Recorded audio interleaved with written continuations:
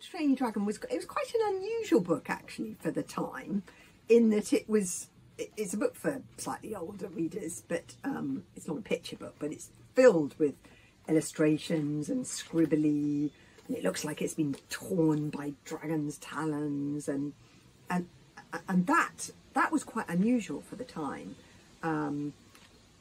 But children really loved it, and I never dumb down. So the storyline is often very exciting, but it can be quite. It's an intelligent story. It's a smart story. It's not dumbed down for kid readers because kids are so smart.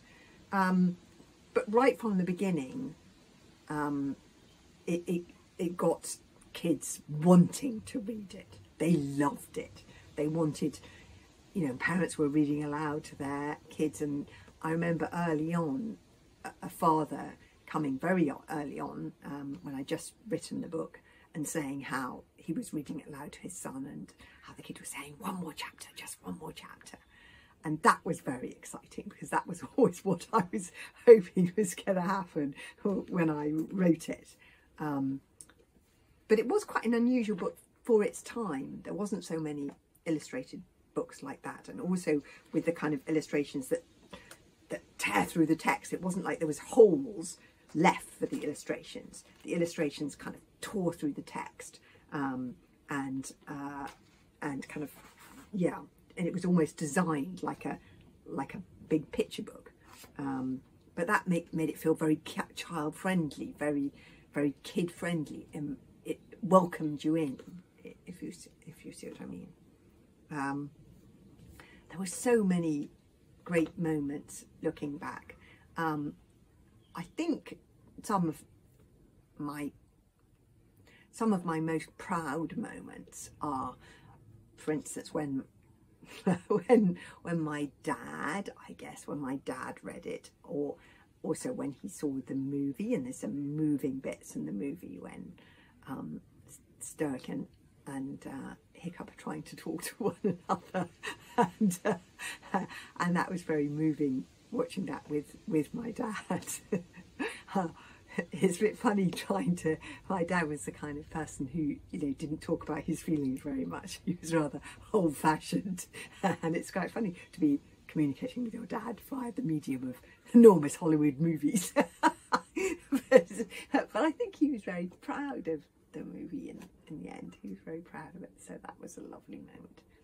And I guess there was another great moment when I was writing the 12th book, How to Fight a Dragon's Fury, and reading it to my own children was always great, reading the How to Train Your Dragon books, because they were sort of, I started writing when I started writing them when my eldest daughter Maisie was a baby, and she grew up through the books. And when I wrote How to Fight a Dragon's Fury, my son Zan was 12, so the children really got into the books as I was writing them, and that was always really nice, because I read them aloud to them, so I could see how much they were enjoying, or what they were enjoying about it. And my son Zanny would always want to be Toothless, so he was the voice of Toothless, and I just remember when I wrote this one, I'd read all the books aloud to Zanny, and he didn't want to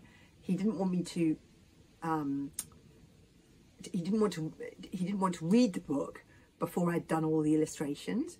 So I finished all the illustrations, and unfortunately I started reading it to him, and then I had to go on tour to promote the book.